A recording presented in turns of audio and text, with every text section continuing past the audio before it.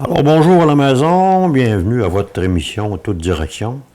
Cette semaine, j'ai un invité spécial. On va apprendre à la connaître. Ça me fait plaisir de vous présenter mon ami Micheline Anctil. Bonjour Micheline. Bonjour. Merci d'avoir accepté mon invitation. Un grand plaisir. C'est vraiment gentil. Micheline, on va apprendre à te connaître. Je sais que tu es préfète, mairesse, présidente de je ne sais pas trop quoi. Tu as été directrice du CLSC pendant plusieurs années. Oui. Mais ça part de loin, ça. Ah oui?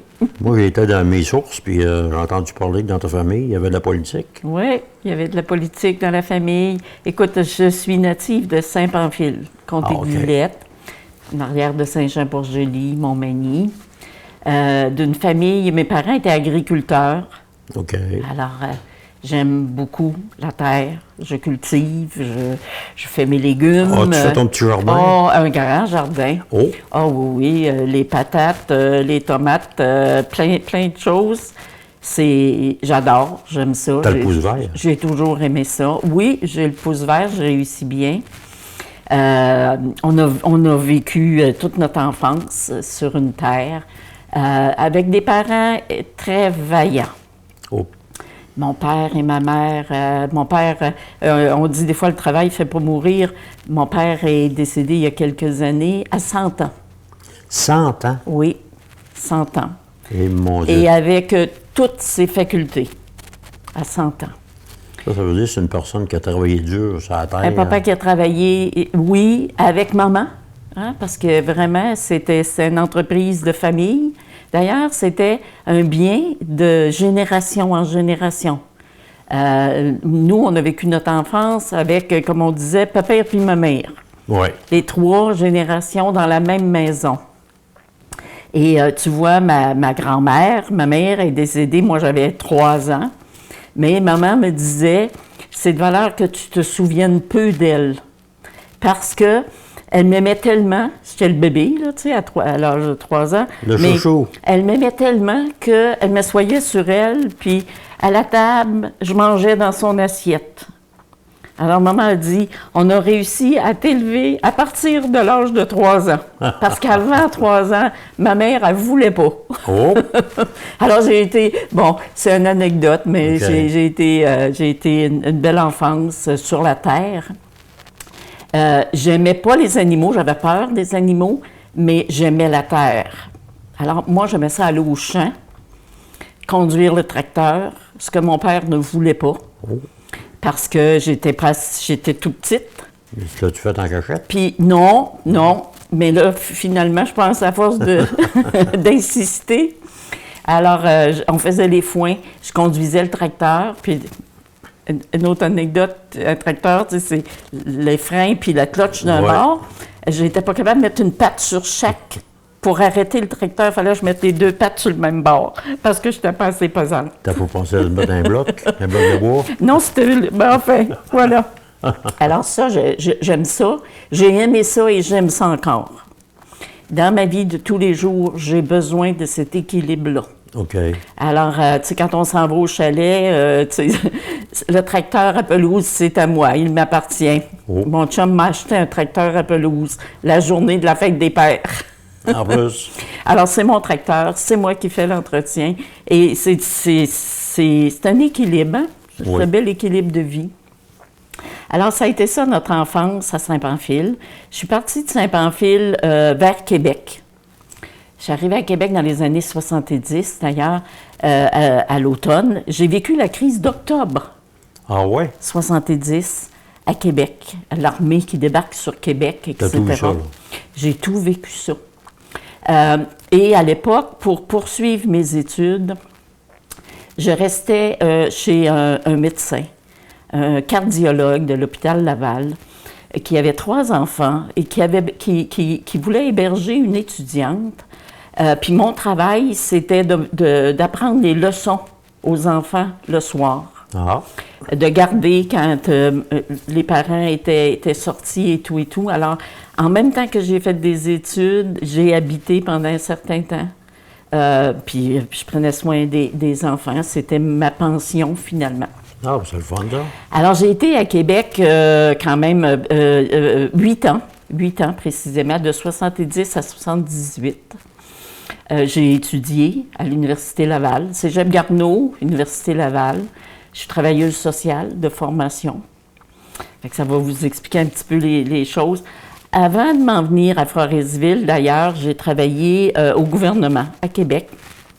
J'ai travaillé au cabinet du ministre Claude Forgette, qui était ministre de la Santé et des Services sociaux. Et je travaillais avec l'attaché de presse, les communiqués de presse du ministre, les sorties médiatiques, ces affaires-là. Fait que j'ai fait un bon moment. Mais t'es pas journaliste, là. Non, l'attaché de presse était journaliste. OK. Moi, j'étais comme adjointe, là, OK. mais je n'avais pas le titre de journaliste. Non, je travaillais dans le bureau avec l'attaché de presse. C'était satisfaisant, mais pas totalement. Alors, c'est là que je suis retournée à l'université. Et de l'université, c'est là que je suis arrivée à Forestville. On se rappellera, en 78, c'était des années où les CLSC débutaient Oui, dans l'ensemble du ça Québec. commençait, oui. Ici, à Forestville, d'ailleurs, la population avait réclamé du gouvernement un hôpital. Puis, au lieu d'un hôpital, finalement, c'est devenu un CLSC. Et à l'époque, et je vais le nommer, c'était Julien Tremblay, qui était directeur général, Julien Tremblay de Portneuf. Je me souviens, oui. Alors, et ils étaient venus à Québec, Julien Tremblay, Jacques Renaud, ils étaient venus à Québec recruter des étudiants. Et de Québec, là, j'avais été sélectionnée pour dire, la deuxième démarche, c'était tu vas venir à Forestville, passer une journée. Alors, j'ai débarqué à Forestville en autobus, à l'auberge du Quatre-Chemins. C'est Berthold Langelier qui m'a accueilli, qui m'a parlé de Forestville. J'ai visité les rues à pied, évidemment. J'étais en autobus, alors j'ai visité. J'ai passé 2 jours à Forestville. Je suis allée rencontrer tous les gens qui travaillaient au CLSC et ça a été le début de ma carrière. Et ton impression quand tu arrives à Forestville, comment tu te sentais? Oh, je me sentais très loin. J'avais fait d'ailleurs tout le trajet en autobus. Je me sentais très loin. J'avais marché dans la ville pour essayer de me faire une idée. Je connaissais très peu la ville. Mais le défi du CLSC, c'était vraiment c'était exceptionnel, là, ce qu'il m'offrait. Tu sais. Venez-vous-en travailler. On a à mettre en place tous les services à la population. Y a-tu de quoi de plus beau, tu sais, pour débuter une carrière? Ça tombe dans ton métier. J'étais dedans. Puis au niveau de la population, la famille Langelier m'avait accueilli chaleureusement. Berthold m'avait raconté toutes sortes de choses. Alors, tu sais, ça augurait bien. Ça augurait bien. Tu as été choyée quand tu arrivais à Forestville, oui, là? Oui, j'ai été choyée, dire, oui. Puis Julien Tremblay qui m'expliquait les choses et tout et tout. Et là, je me suis dit, comme un peu fonceuse, et pourquoi pas? Je connais pas, mais je vais connaître. Comme je te connais, t'es fonceuse. C'est ça. Alors là, j'ai dit, c'est beau, j'accepte. Je m'en viens à Forestville. Puis quand je suis arrivée avec mes bagages, avec le peu de bagages que j'avais, parce que je sortais de l'université, c'est Jean-Yves Étier qui m'a aidée. J'étais à la recherche d'un logement. Il n'y en avait pas plus à l'époque qu'il y en a aujourd'hui. Alors moi, je me suis dit, le centre de main-d'œuvre, ils savent tout, ces gens-là. Alors, il y avait Jean-Yves Étier et Serge Ouellette. Je les nomme. C'est vraiment des gens qui ont marqué mon arrivée. Alors, Jean-Yves et Serge ont dit, vous savez, il y a ici une compagnie qui ont un hôtel pour les travailleurs, puis quand il y a des places libres, ils permettent que... Alors, ils ont téléphoné à Philippe Brousseau. Puis Philippe Brousseau, il a dit, envoyez-moi la petite fille. Au Guest Lodge. Au Guest Lodge. Alors, Philippe, il m'a ouvert un garde-robe, puis il a enlevé toutes sortes d'affaires, puis il m'a dit, placez vos affaires là. Tu sais, j'avais pas grand-chose, une coupe de boîte. Puis il m'a donné une chambre. Puis là, je me disais, c'était en attendant d'avoir un logement. Mais j'étais tellement bien, je suis restée 3 mois. En plus, tu étais bien nourri, là. Bien là, Philippe, il me disait, qu'est-ce que tu veux manger? Alors, c'était vraiment, écoute, c'est une pension par excellence. Et là, j'ai commencé à connaître plein de monde, les travailleurs qui arrivaient la fin de semaine. J'étais bien surpris. D'ailleurs, à l'époque, si tu te rappelles, il y avait tous des petits pick-up jaune-orange que moi, je ne connaissais pas. Le vendredi après-midi, je vois arriver des dizaines de petits pick-up jaune-orange. Je me demandais, ils viennent d'où, tous ces petits pick-up-là? Et Forestville se construisait, les maisons de l'Abriville s'amenaient. Alors, écoute, c'est dans ça que je suis arrivée à Forestville. Ça a été le début de ma carrière ici. Ben, c'est le fun, ça. J'ai rencontré, j'étais célibataire à l'époque, alors j'ai rencontré mon chum avec des enfants, et voilà. Puis je te dirais, pour faire rapidement, aujourd'hui, je retourne à Québec et je suis toujours contente d'aller à Québec, tu sais, bon. Mais je disais à mon chum, on s'en va chez nous. C'est ici, mon chez nous. Ton vrai chez vous. Mon vrai chez nous. C'est ma région d'adoption. Elle m'a bien accueilli, cette région-là, du monde extraordinaire que j'ai rencontré. Et j'y ai fait une carrière exceptionnelle. J'avais une entrevue ce matin, d'ailleurs, avec une candidate, et c'est ça que je lui disais. Je disais, il y a de l'espace ici, là, il y a une belle vie, il y a une belle qualité de vie, puis si tu veux travailler, il y a de la place pour travailler. Pourquoi c'est important, une qualité de vie, hein? Ben, écoute, que ce soit moi, j'ai travaillé dans le domaine de la santé, qui c'est un secteur pas facile. Je suis dans le domaine municipal, c'est pas facile non plus à tous les jours. Mais on va continuer, ça sera pas long.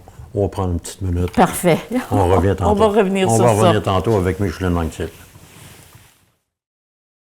Alors, bonjour, de retour à l'émission Toute direction avec mon ami Micheline. Micheline, on t'est rendu au CLSC.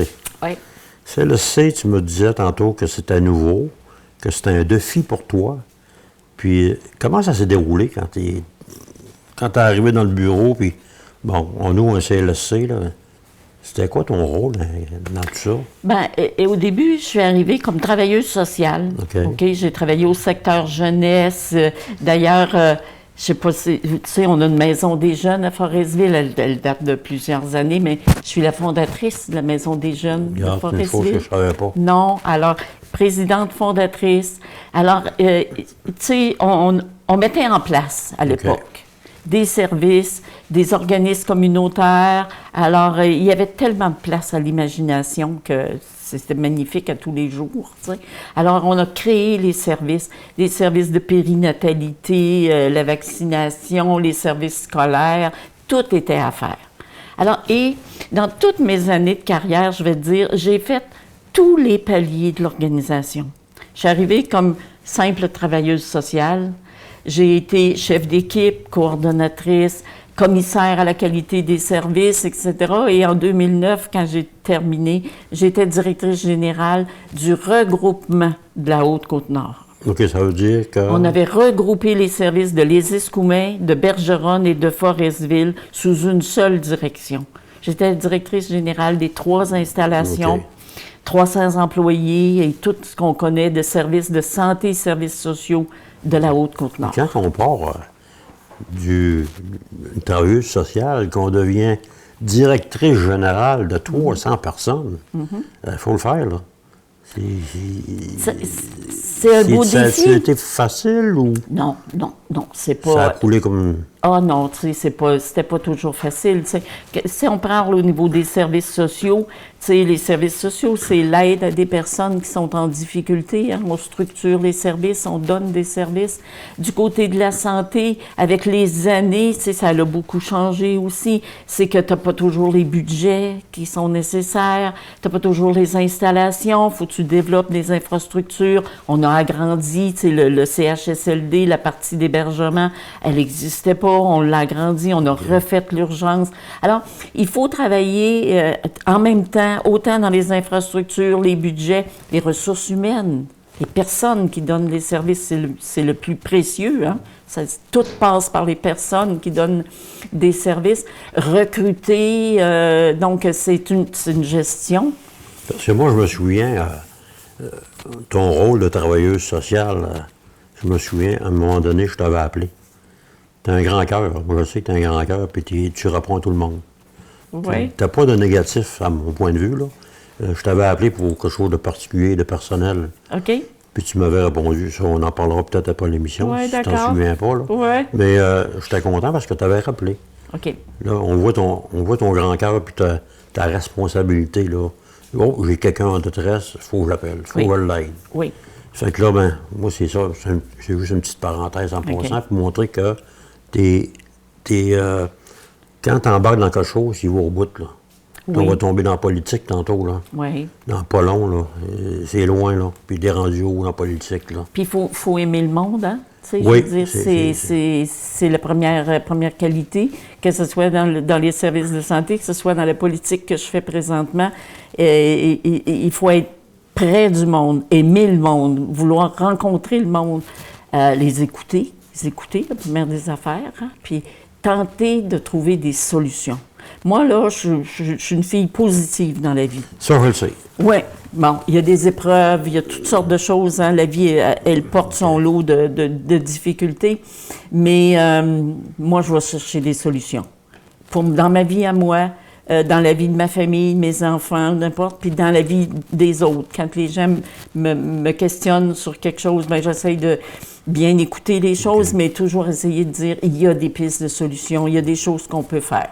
Moi, je suis solution. Donc, là, tu as fait ton mandat au CLSC. Oui, une vie complète. Tu as pris ta retraite au CLSC 2009. En 2009, après plusieurs années. Oui. Mais je parle de Micheline, c'est quoi qui t'a attiré dans la politique? Ben, écoute, d'ailleurs, juste une anecdote, j'ai été 2 jours à la retraite. Entre la santé et le monde municipal. J'ai fini le vendredi dans la santé, puis le lundi, j'étais dans le monde municipal. J'ai encore des boîtes qui ne sont pas défaites, d'ailleurs. Alors, qui sont probablement plus utiles, mais enfin. Qu'est-ce qui m'a amené? Écoute, avant que je finisse en 2009, j'avais déjà eu des approches de citoyens pour la politique. Mais les premières demandes, je les avais refusées. Ma carrière n'était pas finie au niveau de la santé et des services sociaux. Puis c'était important que j'aille jusqu'au bout et que je la finisse. En 2009, j'avais annoncé ma retraite. En annonçant ma retraite, évidemment que là, il y a d'autres personnes qui sont arrivées en disant on va se faire une équipe et on va aller travailler en politique municipale. Il y a beaucoup à faire. Forestville a besoin qu'on amène un vent nouveau, du dynamisme, des nouveaux projets. Et surtout, une dame. Oui, je suis la première femme élue. Oui, je le sais. Il faut la place aux femmes aujourd'hui, là, c'est rendu, ça évolue beaucoup, là. Tout à fait. Puis à Forestville, on est chanceux qu'on t'a eu. Oui, ben oui. Puis comme tu me disais tantôt, c'est la première. T'es la première. Oui, je ne l'avais pas constaté tant que ça quand on me l'avait offert, mais après, effectivement, il y avait eu Mme Céline Foster qui a fait une année de mairie dans l'histoire de Forestville, mais elle avait été élue pour finir le mandat de M. Pinel. Alors, en fait, je suis la première femme élue par la population. C'est vraiment un grand honneur. C'est une grande responsabilité, mais c'est aussi un grand honneur. Et l'engagement que j'ai eu au monde municipal, il n'est pas si différent de ce que je faisais dans la santé. C'est un autre encadrement que la santé. C'est d'autres lois, mais c'est tout pour la population. Les besoins de la population, les services de la population, à l'écoute du milieu, améliorer le milieu, améliorer la qualité de vie. Mais là, on parle en tant que mairesse, là. En tant que mairesse. Mairesse, OK. Oui. Donc, on dit mairesse, préfète. Oui. Préfet de la MRC, tu as d'autres fonctions où tu es président. Je préside une dizaine de conseils d'administration. Ça veut dire qu'au niveau politique, ça recule de loin, là. Ça va loin. Ta famille... Oui, ma famille. Écoute, tantôt, je parlais de mon grand-père. Mon père Victor, là, qui était, tu sais, on parle vraiment d'une autre époque, là, mais mon grand-père lisait le journal Le Soleil, qui était d'une grandeur excessive à l'époque, d'une page à l'autre. Et Trudeau et tout ce qui s'est passé en politique, mon grand-père était très politisé. Et les Antilles, les frères et mon père, c'est des gens qui ont été en affaires. J'ai un oncle qui a été 24 ans maire de Saint-Pamphile, mon oncle Laurent. Ça veut dire que... Alors, c'était pas très loin, tu sais, la pomme, la pomme est pas loin du pommier. Là, on parle de mairesse, on parle de préfète. Préfète, c'est gros. C'est beaucoup de travail parce que c'est la MRC. Oui. Puis, tu es rendu partout, Bécamo, tout le monde te connaît. C'est ça qui est intéressant dans toi, c'est que tu es une femme fonceuse. moi, c'est mon idée, puis je pense qu'il y a beaucoup de gens qui le partagent aussi. Je vais changer de siège un petit peu, si ça te porte. Vas-y.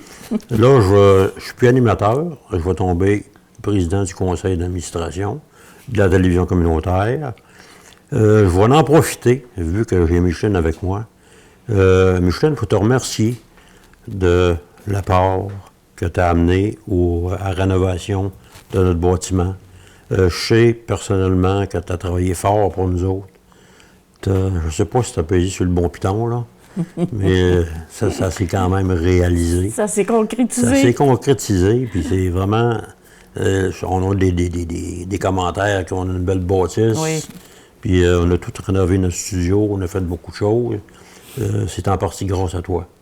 Puis je pense qu'au nom du conseil d'administration, de tous les employés qui travaillent ici à la télévision, on voudrait te remercier. Oui.